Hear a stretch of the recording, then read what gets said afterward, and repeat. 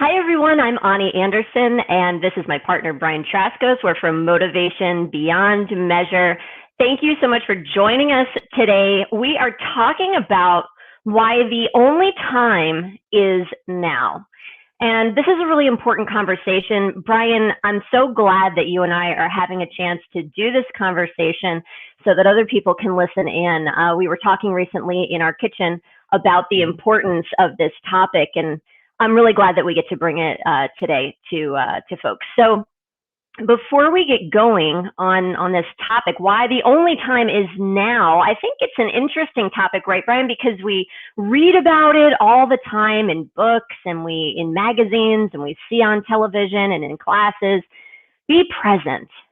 Be mindful. The only time is now. And we can actually talk, and we're going to talk today, which is why I'm so excited about the physiology behind how that works. Because I think once we start to really understand the physiology behind this, it makes more sense, right? Because it's kind of this esoteric, experience. What does that mean? The time is now. How do I really, find that in myself so I can do something with it, right? Yeah. So that's what we're talking about today. Yeah. Well, actually, the funny time doesn't even exist. Really, when you think about it, time doesn't even exist. It's completely a human construct. Because time is different on Earth than it is on the Moon, than it is on Saturn, than it is on Jupiter. Because as humans, we've constructed time based on how fast the sun revolves, or how I was going to say the sun revolves around the Earth. That's what kind of day you're having today. Okay, all right. So let's come back to the present time, not pre-Michelangelo, pre-Da Vinci. So so we've constructed time on how fast the Earth revolves around the sun. But time in and of itself actually doesn't exist at all. So when we think about the time is only now, there is only now, really. I mean, there really is only present moment, anything going on. So it's funny when we start talking about things like I don't have the time, or it's not the right time, or another time, or I'll do it next time. We've got that word is in our whole life and how we discuss everything, but we're talking about something that doesn't even exist. Yeah.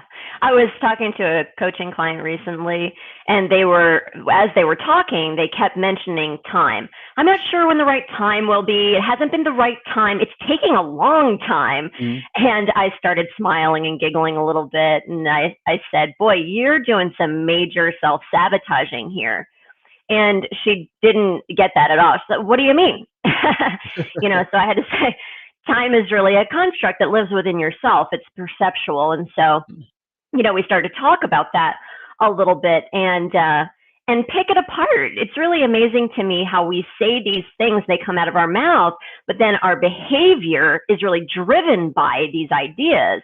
But there's something deeper than that, right? Because all of our behavior is ultimately driven by our sensations and our physiology at a deeper level. So let's just get into the science of this a little bit, Brian, and talk about the subconscious and the conscious mind. Right. So if we talk about time and the subconscious and the conscious mind, one of the things we have to remember is that the subconscious doesn't know what time it is, right? The subconscious only ever deals right now. And it's always now. Now, the subconscious is programmed based on what has happened in what we might call the past, but the subconscious perceives that past is happening now, and it's not even the past; it's still the now. So, right, so that it's still our conscious mind. Our conscious mind uses time. So our conscious mind can look at referencing the past. It can look at planning for the future. Our conscious mind divides the day up into the 24 parts, and then the 24 parts into 60 parts, and the 60 parts another 60 parts, and kind of thing. That's what our conscious mind does. Our subconscious mind doesn't care about that at all. It does nothing with it, right? It's not even an issue for the subconscious. Does not know what time it is. And it's important to remember that the subconscious mind is about 95% of our mind power, and the conscious mind is only about 5% of our mind power. Yeah. And so the vast majority of us has no idea what time it is. Right, and is constantly responding to a perceived present experience. Even if our conscious mind says that happened 50 years ago, our subconscious mind is saying it's happening now. Yeah, we still feel those things in our body. Our muscles still contract, and go ahead. All of that stuff is happening. Yeah, whatever traumas, whatever hurts, whatever transgressions, whatever joys, whatevers that have happened in our so-called past, are the subconscious is running programs on those things right, like in this present moment. And of course, the subconscious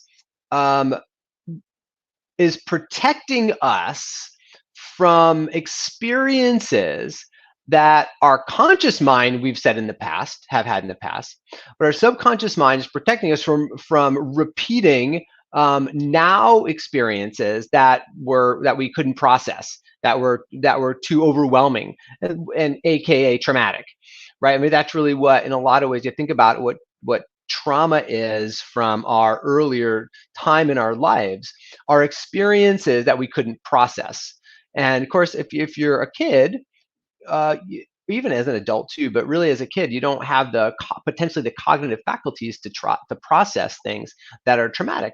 So our subconscious mind takes over those processes and compartmentalizes it in our physiology and buries it in places in order to kind of keep it from re-arising, if you want to think about it that way. But our subconscious mind is always right now in the now.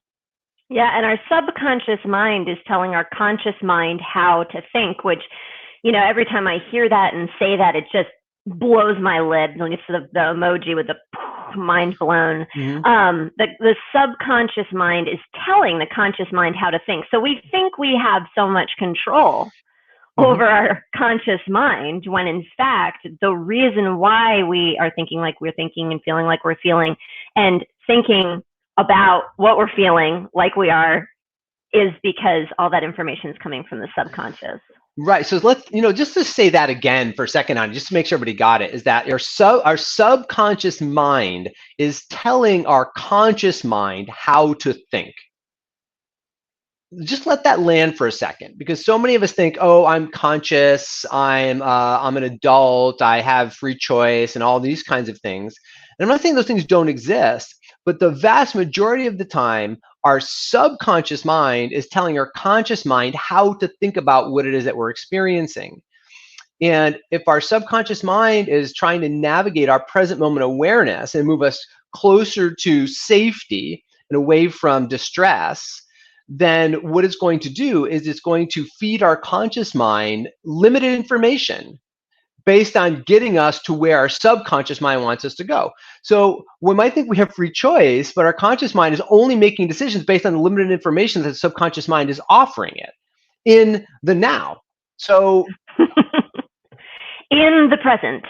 So one of the major take-home points that we want to leave this conversation with for those that are watching is that when you hear yourself saying, it's not the right time, I don't have the time, it's something about the time, you really will invite you, do whatever you like, to take a pause, take a time out, and remember this conversation. You might even ask yourself what time the subconscious mind thinks that it is. I mean, that is, go ahead. This plays into everything in our lives, right? To me, the words that we speak can be like a flag waving for us to really become aware of our experience. And of course, what we become aware of, we can change. But the words that we speak can become a flag. So all this, like these things are operating within and through us all the time. Constantly. They're operating within through us constantly. Our beliefs, our patterns are operating within and through us constantly. We don't even see it. It's the water we're swimming in. And so sometimes we can catch some flags waving and go, oh, I see that right there. And maybe I want to do something a little bit different about that. Yeah, so I think this is really important to talk about for people who are interested in conscious growth. So people who are interested in, hey, I want to grow because you're growing anyway. I mean, the thing is, natural law, just look outside your window, everything's growing. And so humans are part of the nature, so we're growing also. Now we might not be growing like we stop growing physically after a certain point in time. Well, But taller yeah, anyway, you taller and maybe. me. Yeah, exactly. Sometimes it grow that way. But we stop growing physically at a certain point in time, but neurologically we don't. Our brain keeps evolving right until we die. Like neuroplasticity, now we know our brain changes throughout our entire life, and our brain changes throughout our entire life. That's correlative to our beliefs and our spiritual development, or the way that we see ourselves as part of a greater whole, right? Our emotional development. So we keep developing as humans. And so when we do that consciously, that's conscious growth. When we actually say, hey, Right. I'd like to change the way that I perceive the world. I like to change the way that I react to the world. I like to change the way that I am in the world. That's a conscious growth choice. Does that make sense? Absolutely. Yeah. And so we have a challenge for you if you're watching this live or the recording. But before I say it, Brian, did you have anything else that you wanted to say about this topic? Did we hit all the points that you wanted to make sure you said? No, I want to hit one more thing. And the, Okay, go the thing ahead. I wanted to make based on that conscious growth paradigm is because we're always growing, and consciously we want to change something. So we say, I want to have a different outcome, or I want to do something differently. And as soon as we think that, believe it or not, the opportunity to have that change immediately materializes instantly, because that's how connected we are with the universe around us. We go to a higher thought plane. We think our a different vibrational frequency. Let's put it that way. Our thoughts and our physiology goes to a different vibrational frequency when we decide that we want something different. So we make the decision to want something different. The opportunity immediately comes up, and then what do people say? It's not the right time. It's not the right time. I'm giggling to myself because I have a number of different examples of this, but two that are striking that I want to bring up is this. So I have conversations with people sometimes who have seen us and want to maybe do something with us professionally, and they kind of like don't even know why they're talking to me or why they're here. It's like that, like you said, the opportunity shows up immediately, and all of a sudden we're in front of we're in front of them talking, and then they find themselves in a phone call or something, and they're like, I'm not exactly sure why I'm here. I mean, it happens quite a bit, actually. It's not funny to me. Like, I understand. And I've even had people say, they say that when the student is ready, the teacher appears, and I'm like, hi.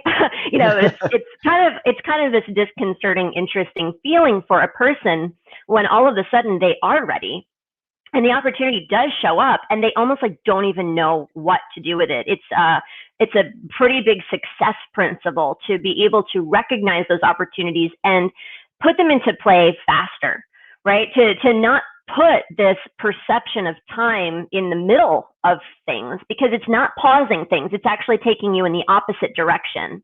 Rather than taking you in the direction of the opportunity, it's taking you in the Right. direction of your old patterning is the thing. And actually, that's the second example I wanted to bring up.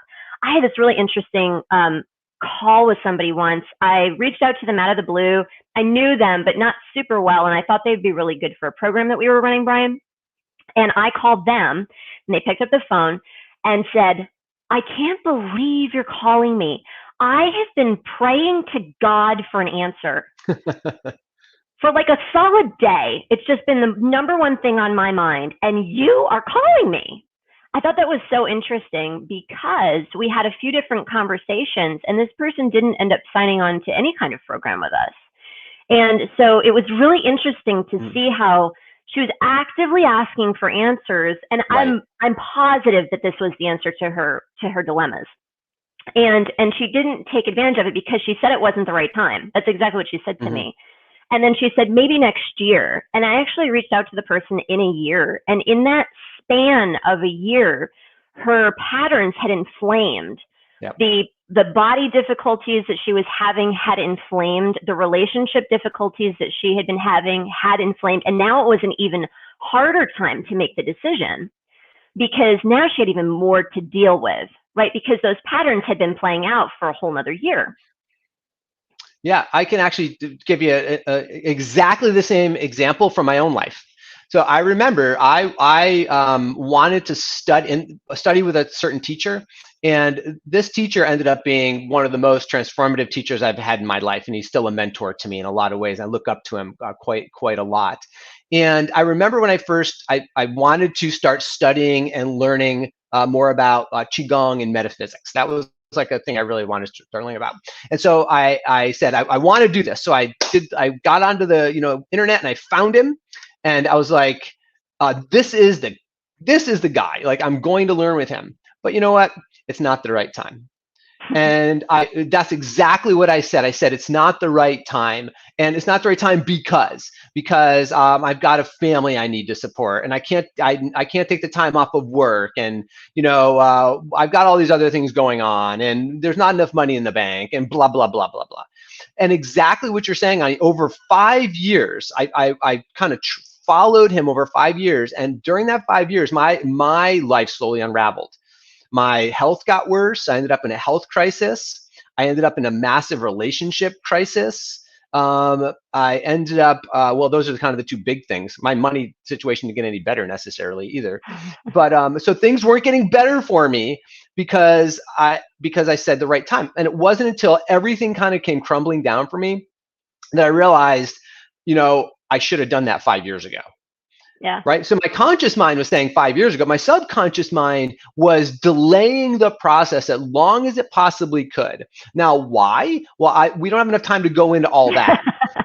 But here's the thing. Your subconscious mind is going to resist change, almost any change at all, especially if it's something that's going to break a core pattern, even if that core pattern is not functional anymore.